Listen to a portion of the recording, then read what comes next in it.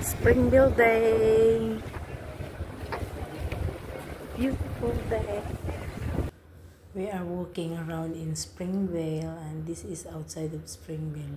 We are going to other side, and this is what we see, the Peking duck. And then lots of kakanin, like Asian food. This market is lots of Asian food, and me and Marilyn is looking for cassava and biko, but she found benignite. So she been looking around what she need, and we found the puto here. So yeah, we love puto. And then they have siopao, bami, and then now we are in the fruit section. Lots of different types of fruits.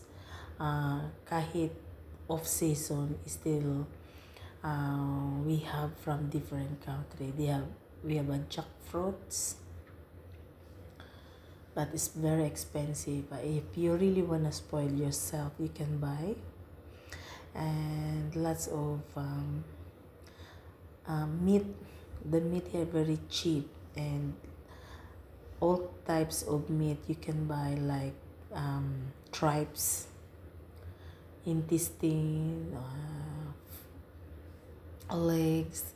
Different types of meat is in here, especially if you are Asian, if you wanna cook Asian delicacy, and everything what you need that you can find in recipe is here. And we are really enjoying our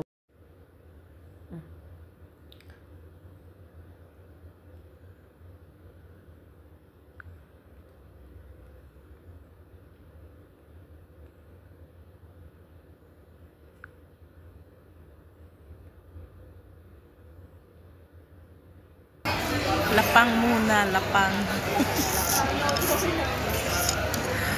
Ayan.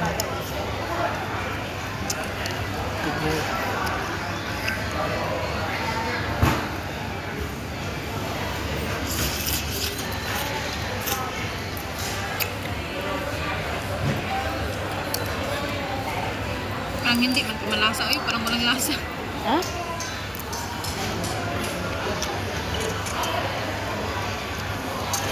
Iba talaga pagluto mo, no?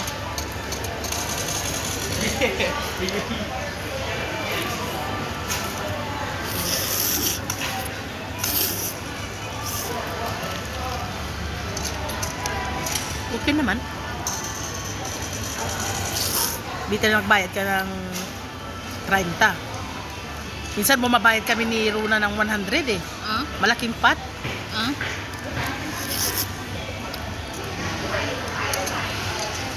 Lunang tabak.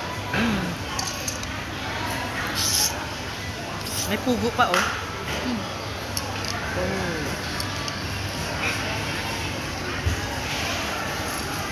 Mas maganda siguro yung spicy.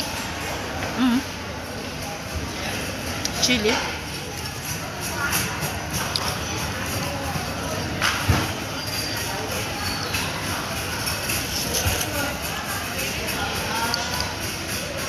Prawns.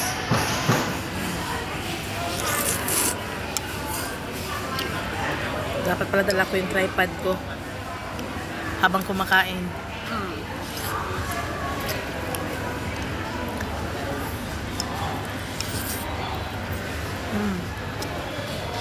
Sarap.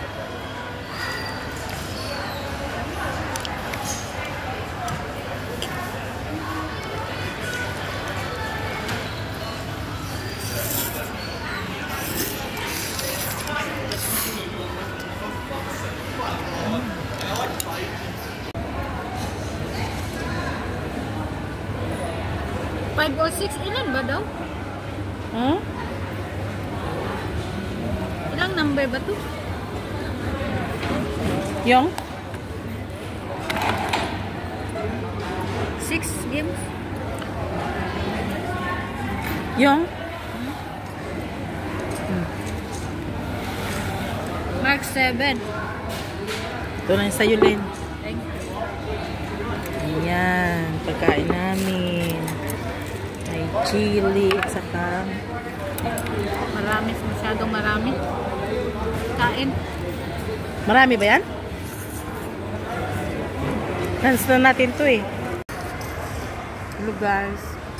Kain na kami dito sa Springville.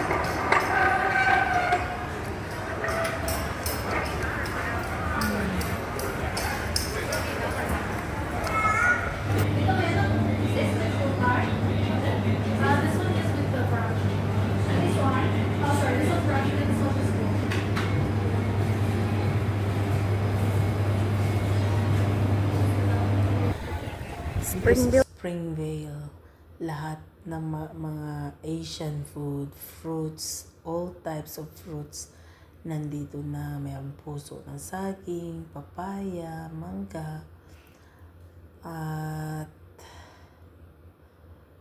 marami pang iba. Grabe, kumpleto sila dito. May tambis pa nga akong nakita kanina eh.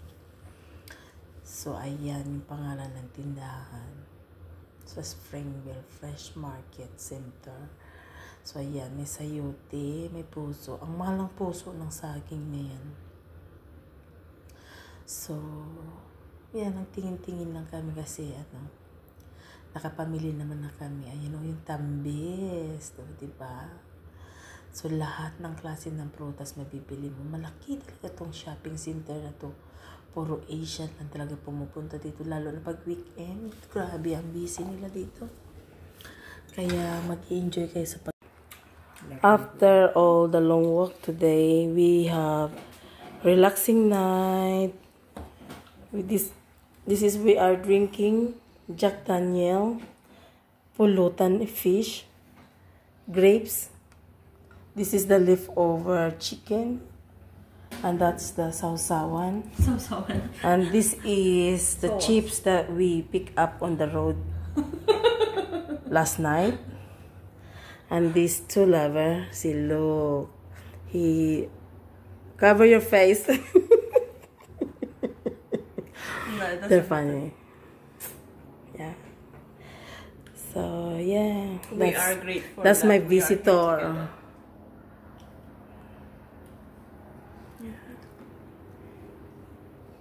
Mr. Adrian Rada.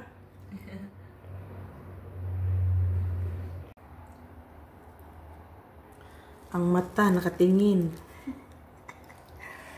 Yan, nagdadaing siya ng Gigi, galunggong. Ganyan siya. Alam mo, hindi niya ginamitan niya ng kutsilyo, kamay lang.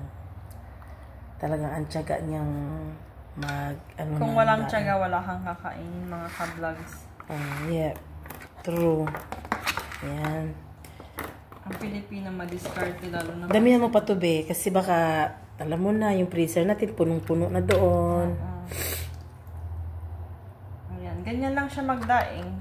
I-ano nyo lang. Kung gusto nyong magkuha pa unti-unti.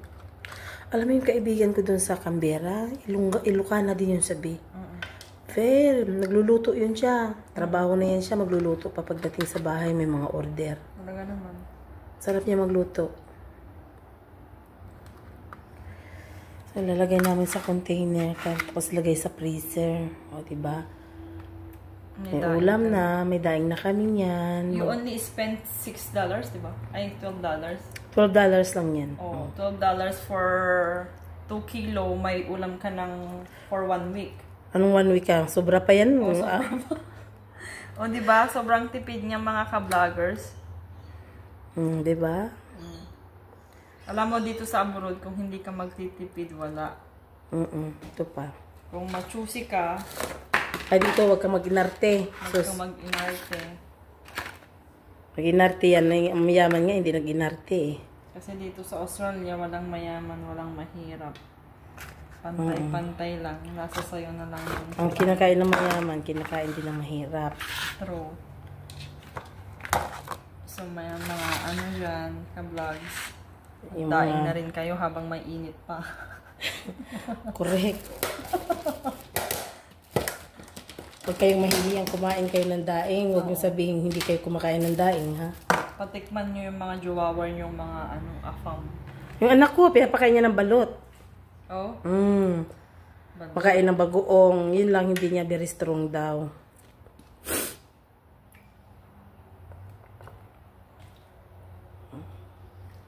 Ayan na siya.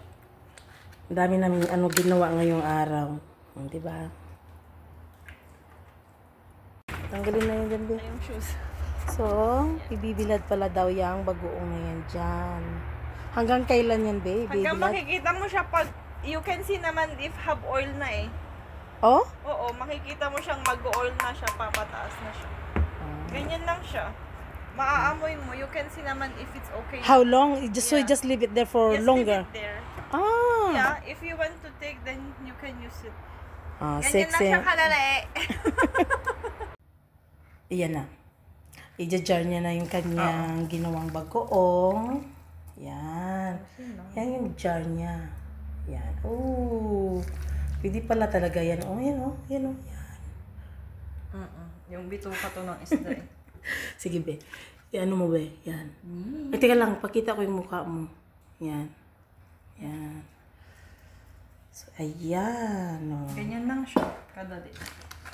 Super, super easy. Tapos lalagyan niyo ng asin sa taas. Ayan. Ayan, may bagoong ka na. Walang masasayang. Nakikita yung pusod mo, Be. Okay lang yan. Okay lang. Sexy naman, Be.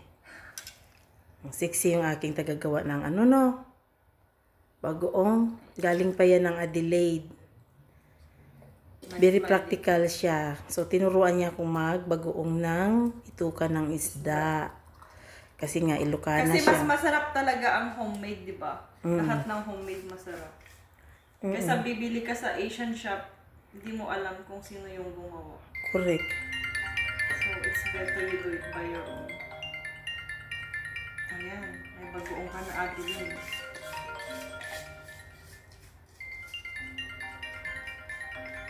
Ayan. Ayan siya, ganun lang siya kadali mga sis.